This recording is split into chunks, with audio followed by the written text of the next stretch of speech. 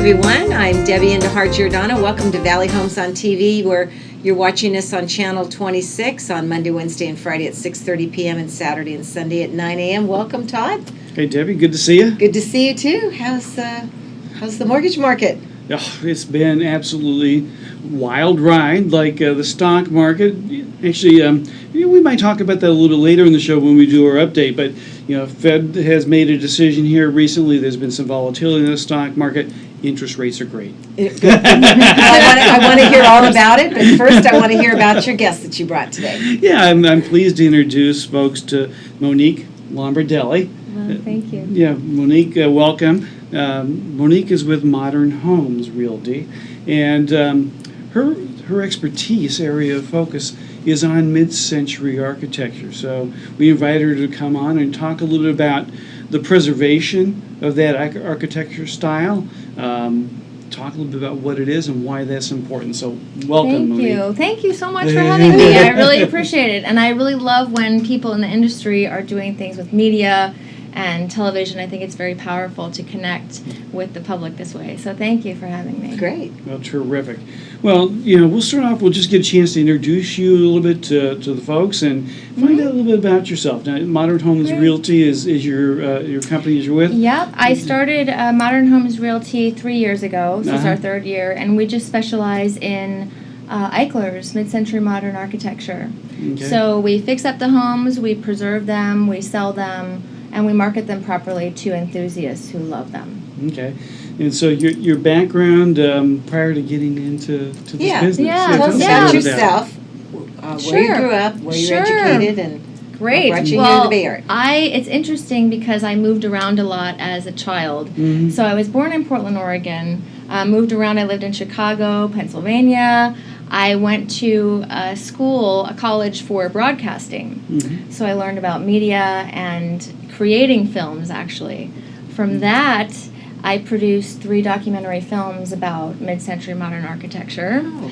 And from that, I had a lot of people inquiring about the homes. So I was always in sales and then kind of meshed the two, so broadcasting and real estate together, and then started my own company from that. Okay. Well, good. So tell us a little bit about what it is about mid-century architecture that really captivates you. Yes.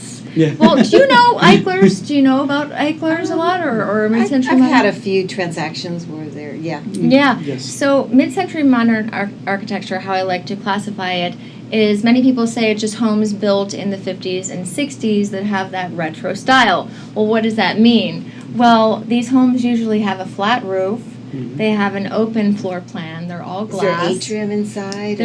Some models have an atrium, and then you walk into this beautifully open space looking at the backyard. So Wow. even though the homes are very small, the backyard, looking at it, you feel like you're really in a much bigger home. You feel like the square footage of the yard is actually your house. So it's just a really beautiful environment to be in, and I love those homes so much. Well, what would you say of the characteristics of the home? What do people like the best about the style? I think it's so unique when you drive up to them and you just see this flat roof looking home. I mean, they look very odd to certain people, right? Mm-hmm. But when you're in them, and when you are looking up at the sky from the atrium, you literally open the front door and you're in the atrium, and it's that beautiful space of nature.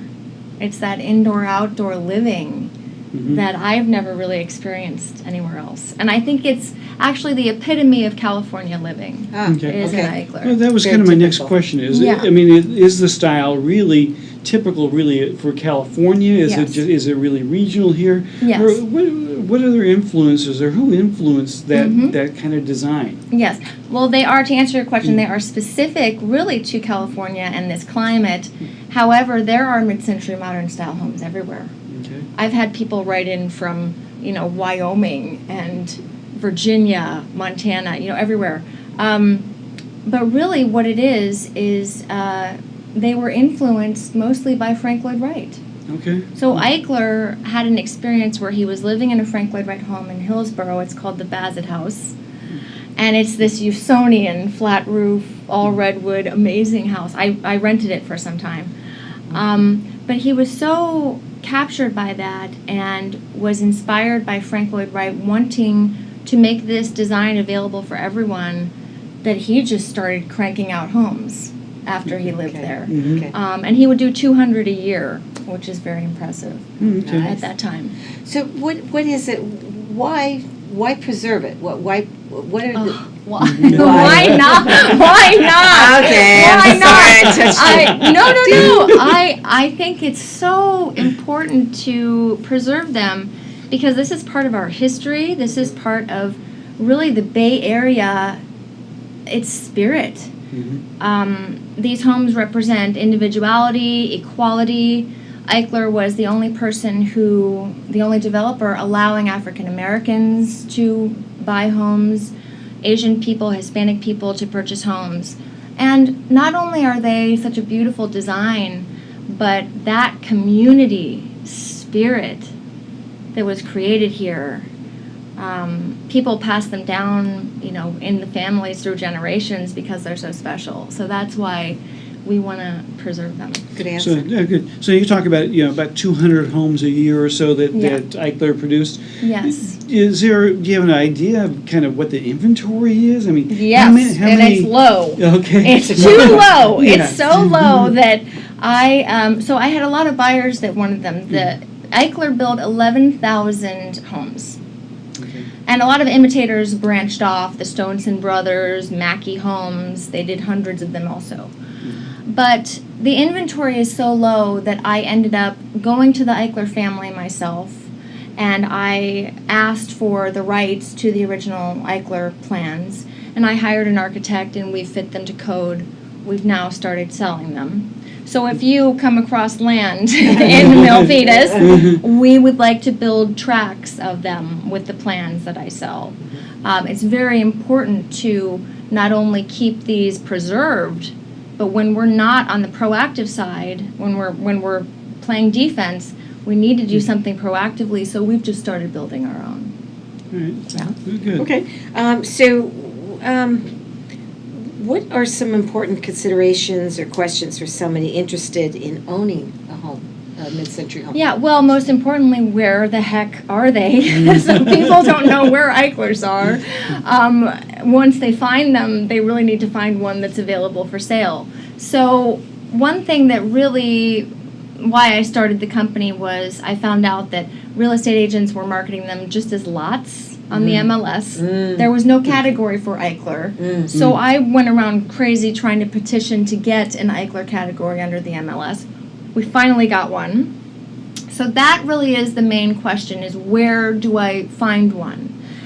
When they find one, there are so many questions like, where do I get the doorknobs, the original doorknobs? Where are the fixtures? Who does the foam roof for the top of the house? How do I fix the radiant heat under the flooring? That's right, because this is a slab floor. Yes, it's slab on grade. So people want to know, how do I maintain these?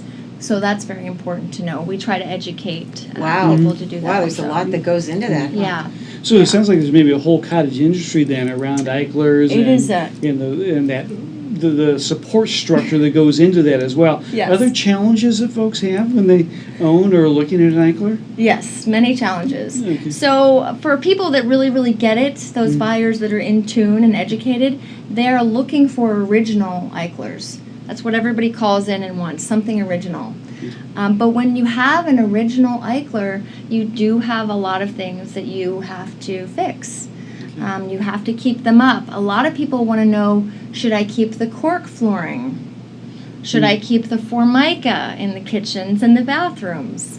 Many times the countertops were very low. Like How do we like keep restoring these? a classic But car? it's really, but it's so enjoyable though, because these homes are really this blank canvas for buyers to do their artistic expression. So that's it's very fun, and it's very important for them to know how to keep them up. So do you work as a consultant for that? Is that part of your business then? Yes. To bridge that gap of information? So I act as a consultant after we have a sale or after marketing a home. I've hired different people that are specialists on our team. So we have an architect, designer, someone who does landscape design for people that don't know how to do that. Yeah. Awesome. All right. Well, good. So, kind of in closing, if you can encapsulate, just one thing that you like the best about just one thing. What is it that you like about working with this type of home and this type of architecture? For me, growing up and moving around so much, I love, through bringing someone to an Eichler and showing them this type of living, I feel like we're bonded for a very long time. And we're bonded because we're saving something really beautiful. It means something so much to these people that grew up in the home. And Part of it's history. just, huh? it's a part of history. Yeah. It really is. It's sort of saving something and then having that feeling that I'm, having a purpose to keep it there, and it'll always be there. Great. That's great.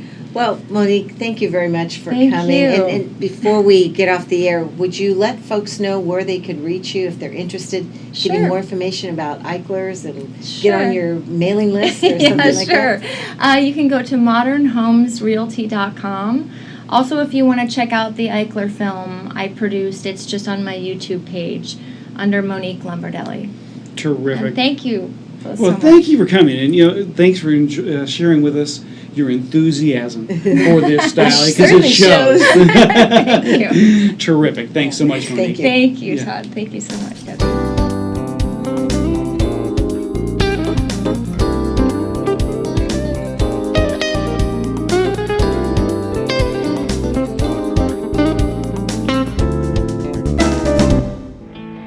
All of us want to make a difference. As veterans, we committed to protect our country. We served and sacrificed for the things that mattered most. Those experiences shaped our lives, even if it isn't always obvious to those around us. And now that we've served, our commitments have taken on a new meaning. We're husbands, wives, parents, friends, and neighbors, but sometimes we still feel alone. We forget that our biggest challenge can be to ask for support when we need it. The Veterans Crisis Line is here for all veterans, service members, and their loved ones. Dial 1-800-273-8255 and press 1. Chat online at veteranscrisisline.net or text 838-255. It matters.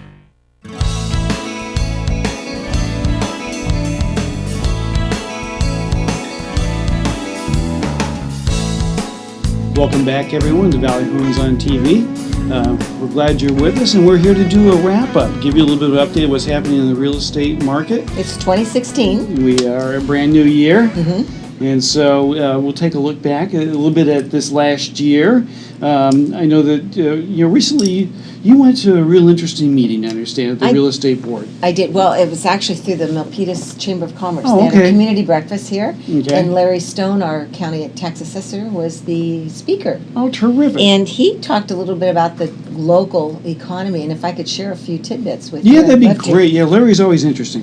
He's very interesting. So the one major factor is rents. Rents have risen by 11% over last year, and in fact, a one-bedroom apartment in Santa Clara County averages at $2,381. Can you imagine? Wow. That's amazing. It is amazing. Annual median income in Santa Clara Valley is only $115,000, so it's very expensive to live here. Home ownership is at its lowest percentage since 1937. Gen X, Gen Y, and the millennials are the most mobile population, and they prefer renting over owning, which I think we're seeing that. And then, of course, as they marry and have families, and that's when they kind of plant their feet and get their roots going. Schools are the most important indicator of property value, and vacancy for industrial rates are at 2.8%. Concerns for 2016 in this valley are gridlock, traffic issues, cyber crimes have increased, the income wealth gap has widened, the infrastructure is deteriorating, like the roads and pipes, and we're seeing that, of course, here in Milpitas. And then immigration reform.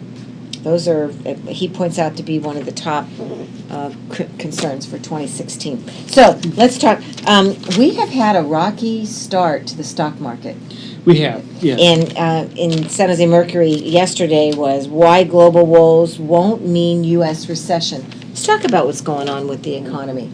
Well, yeah, like you said, the stock market since about the end of December and here into the early part of 2016 has been very, very rocky. A lot of that was precipitated with a market correction in China and a loss of some confidence in that market. And so there was a rapid sell-off in China. The Chinese government put in place some artificial stops. They actually stopped trading on a couple of occasions.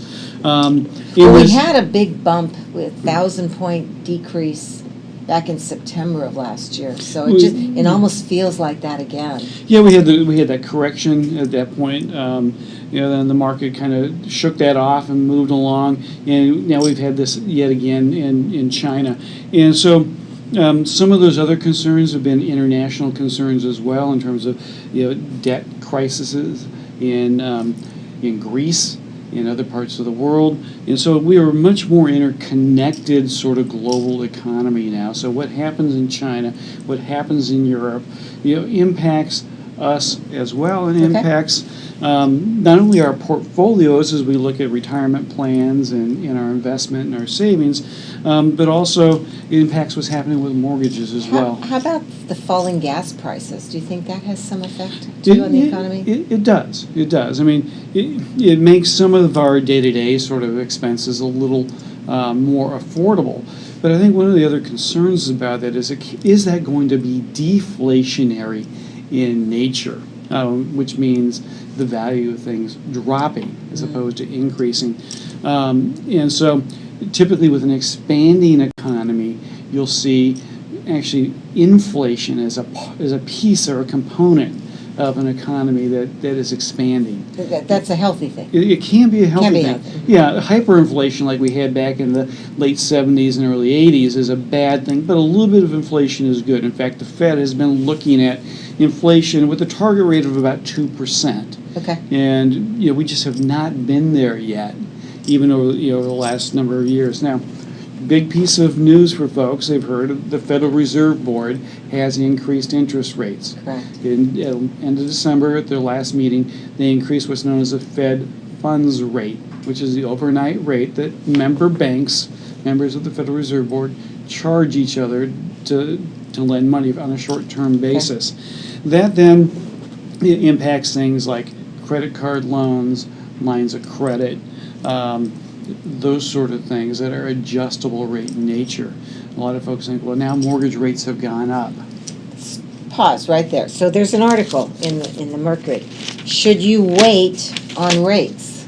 Mm-hmm. So how does that factor in? How would you advise somebody looking at interest rates right now?